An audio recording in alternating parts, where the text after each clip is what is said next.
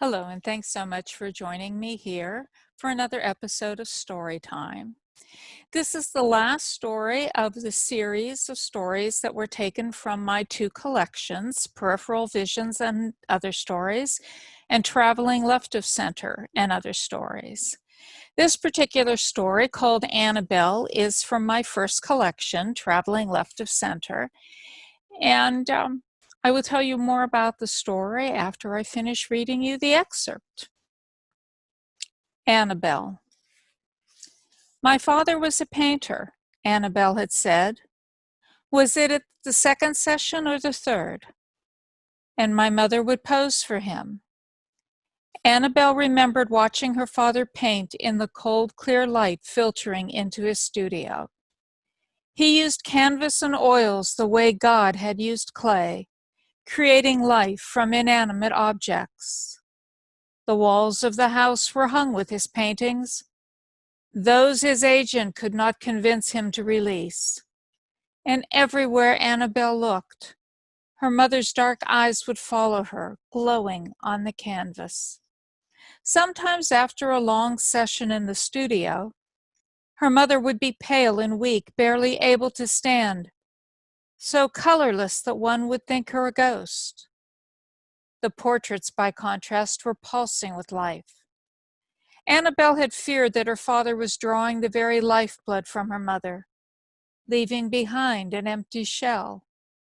And yet, her mother gloried in the attention, willingly changing herself into any figure her husband desired, just to be able to stand there, caught by his passion while he painted.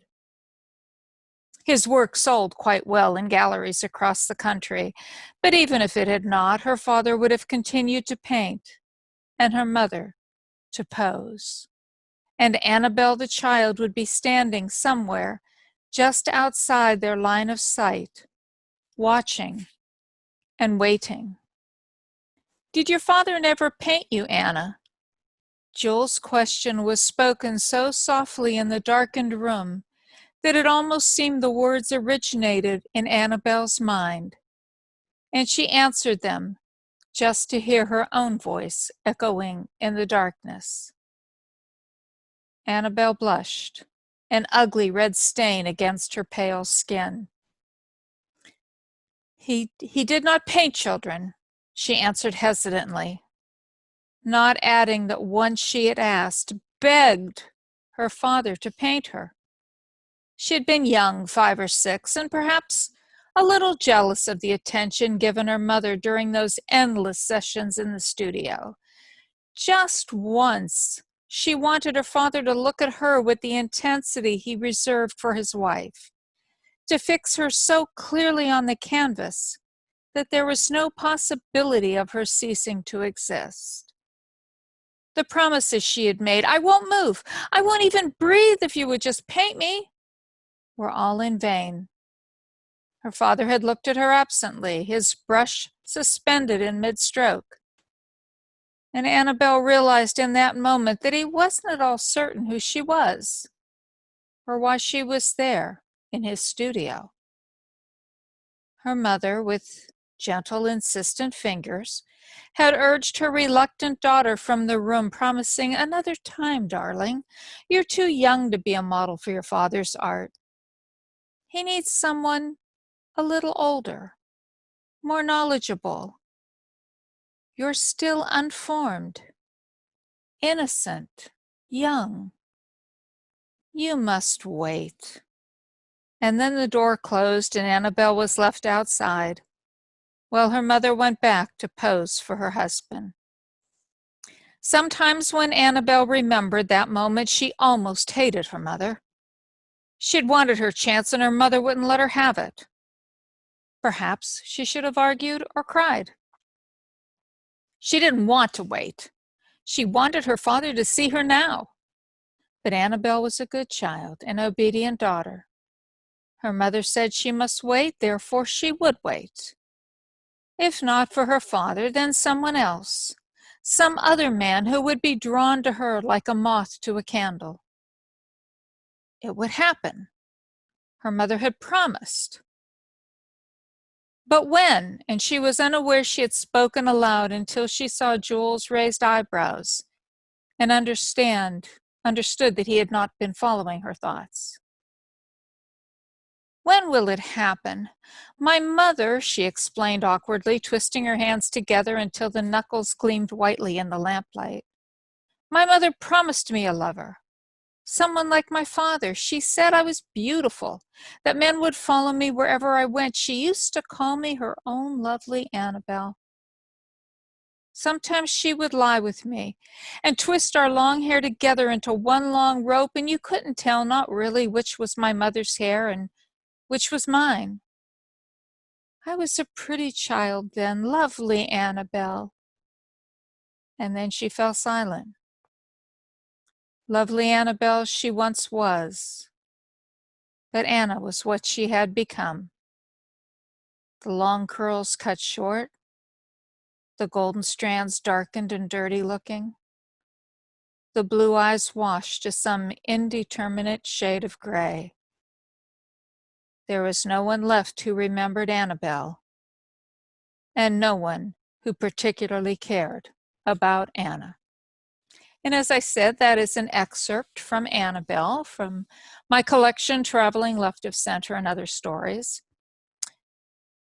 This is a very special story for me. I know you shouldn't have favorites. You know, as a writer, you're supposed to love all your stories. But this was a different story.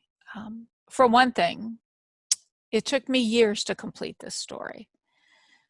When I first started working on the story, to give you a sense of how long it took, I was working on a typewriter. I mean, a real typewriter. I got the draft of the story done, the bones of the story done, but there was sections throughout the story where I didn't exactly know why. You know, I was looking for the link between this event and the one that came after because there was something missing. And back then, when you were working on a story on a typewriter, when you were writing it, you know, you couldn't go back and insert, you retyped. So, you know, the next time I picked the story up, and when I first started writing this story, my kids were young. One was preteen, one was just entering the teens. So I didn't have a whole lot of time because I was working full time. But when I would pick up the story and start typing it, I would start from scratch and start typing the story from the very beginning. And then another scene would come to me. It's not like I sat there and said, oh, there's a problem here, and I have to write a scene that, you know, such and such happens. I had no idea what scene belonged there. I had no idea what happened. It's sort of like when somebody is telling you a story of something that happened in their life, and they tell you this part, and they tell you this part, and then they skip a part, and then they take you to the next part. And you're like, there's something missing here. Writing Annabelle was just like that. It was like Annabelle was telling me her story, and each time she would talk to me, she would trust me a little bit more, so she would tell me a little bit more. Give me a missing piece. Explain to me what had transpired that when you inserted it into the story, you could say, oh, okay, I understand now. Because of this, you did that. Because this was said, this is how you responded. It took me years to get all the way through the story, and actually it wasn't until one of the last times that I was working on the story that there was a scene that was given to me that explained literally everything. Explained what had happened to Annabelle and how she ended up the way she ended up and her reasons for doing what she did. I won't tell you how the story ends, especially because it wouldn't make any sense to you unless you read the whole story, start to finish. And I do hope that you do. As I said, this is a very special story to me because not only because of the way the story was written, but also because when the story was done, to the extent that any writer ever thinks any piece is done, it was the first time I really felt like I was a writer. It was the first time I felt like I had the ability to make magic with words. And that's why it's a special story, and that is why I have decided to end this particular series. Not that I won't share other stories with you, but this particular series from my 2 collections with this story, because this story is really where it all began. So again, it's Annabelle. It's from Traveling Left of Center and Other Stories. I hope you will take the opportunity to pick up a copy of the book, read the story, see what it says to you, and let me know what you think. And I look forward to bringing you some of my other pieces that weren't in the book, but have made it into publication in other forms. Thank you so much for being part of Storytime. Bye-bye.